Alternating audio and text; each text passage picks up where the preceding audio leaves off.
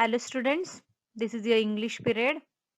Now I am going to explain you one poem and the name of poem is The Fly. Fly यानी कि मक्खी.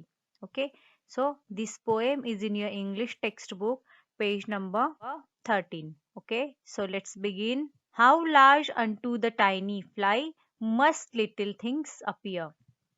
Okay, ये जो tiny fly होती है, इतनी छोटी सी जो फ्लाई होती है, उसके लिए बाकी सारी चीजें ये जो सारी चीजें है, ओके, आजू बाजू में जितनी सारी चीजें है, उसके लिए वो बहुत लार्ज होती है, उसके लिए बहुत ज्यादा बड़ी बड़ी होती है. A rose bird like a feather bed.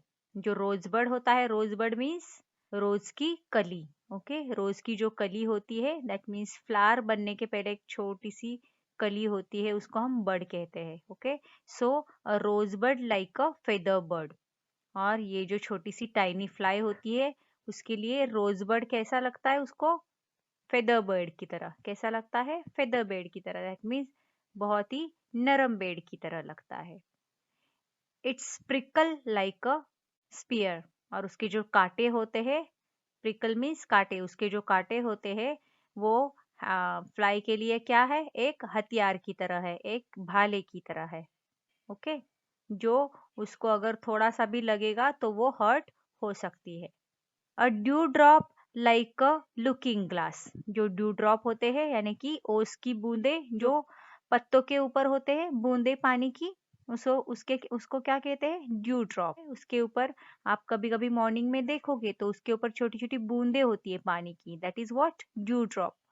वो कैसी होती है उसके लिए? लुकिंग ग्लास, यानी कि एक आईने की तरह. देखो यहाँ पे ये वाले ड्रॉप्स, उसको फ्लाई को वो कैसे लगते हैं? एक ग्लास की तरह, कांच की तरह. Okay, a hair like golden wire. और हेयर है, जैसे कि ये देखो, ये गर्ल है, उसके हेयर उसके लिए कैसे लगते हैं? गोल्डन वायर, यानी कि सोने की वायर, सोने की तार की तरह लगते हैं. The smallest grain of mustard seed as fierce coal of fire. छोटी छोटी जो मस्टर्ड सीड्स होते हैं, यानी कि राई के दाने, देखो यहाँ पे ये जो है मस्टर्ड सीड्स, राई के दाने. तो फ्लाई के लिए, फ्लाई को वो कैसे लगते हैं? Coal of fire. जो फायर के जो कोयले होते हैं, ओके, फायर के जो कोयले होते हैं वो उसकी उसी तरह से उसको लगते हैं, और वो उसके लिए वो बहुत डरावने लगते हैं. A loaf of bread a lofty hill. ये देखो, ये ब्रेड का लोफ है पूरा, वो उसके लिए क्या है? कैसा लगता है? वो बड़े बड़े पहाड़ जो होते हैं, पहाड़ों की तरह उसको लगता है, एकदम हाई हाई हिल की तरह उसको लगता है. अ वास्प अ क्रूएल लेपर्ड. जो वास्प होता है, देखो ये है ना, ये जो इंसेक्ट है वास्प, उसके लिए उसको कैसा लगता है? ये एकदम क्रूएल शेर की तरह लगता है, जिससे वो डरती है.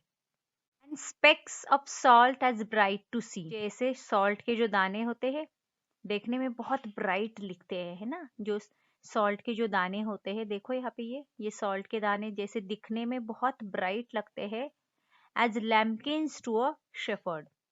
जैसे शेफर्ड यानी कि जो लैम्स को चराने के लिए लेके जाते हैं ना, जो संभालते हैं, उनको चराने के लिए लेके जाते हैं, उसको हम शेफर्ड कहते हैं. ओके, लैम्किन्स यानी कि लैम्प के छोटे छोटे बच्चे, उसी तरह से उसको लगते हैं. ओके, सो ये जो पोएम है द फ्लाई, ये कौन से पोएट ने लिखी है? जिनका नाम है वॉल्टर डेलामेर. क्या है इस पोएट का नाम? वॉल्टर डेलामेर. इनकी ये पोएम है. Okay, students, now let's move to the next page. We are here on the page number 14. Question A. Take the meanings of the underlined words. Okay, यहाँ पे कुछ words underline किए हुए हैं और उन्हीं के सामने दो words दिए हैं. उन दो words में से हमें ये जो word है underline, उसका meaning जो है उसको हमें टिक करनी है. ओके, दोनों में से कोई तो एक उसका मीनिंग है, उसको हमें क्या करना है? टिक करना है. Okay, so number 1, it's prickle like a spear. Okay, तो प्रिकल का मीनिंग हमने क्या देखा था? पोएम में हमने क्या देखा था? It's prickle like a spear. That mean जो रोज के जो कांटे हैं वो उसके लिए कैसे है? स्पीयर की तरह, एक हथियार की तरह है. ओके, सो प्रिकल का मीनिंग यहाँ पे क्या हुआ? थॉर्न, यानी कि कांटे. So this is the correct word meaning जो ऑलरेडी यहाँ पे बताया गया है. Now number 2, a dew drop like a looking glass. जो ड्यू ड्रॉप है, पानी की बूंदे, ओस की बूंदे जो है, जो पत्तों के ऊपर होती है, वो उसके लिए कैसी है? लुकिंग ग्लास, यानी कि एक आईने की तरह है ना, एक कांच की तरह है। तो यहाँ पे क्या है उसका मीनिंग? मिरर है या कप है? सो मिरर को मैंने टिक किया है, this is the correct answer. Okay, now number 3, a loaf of bread a lofty hill. Okay, एक लोफ का ब्रेड का जो लोफ होता है उसके लिए कैसा है? हिल की तरह, हाई, पहाड़ की तरह है। ओके, कैसा है? हाई, एकदम ऊंचे पहाड़ की तरह है। सो उसका मीनिंग है यहाँ पे हाई, तो हमें यहाँ पे टिक करना है। After that next one is number 4, and specks of salt. तो मैंने बताया था आपको पोएम में specs of salt means salt के छोटे छोटे दाने।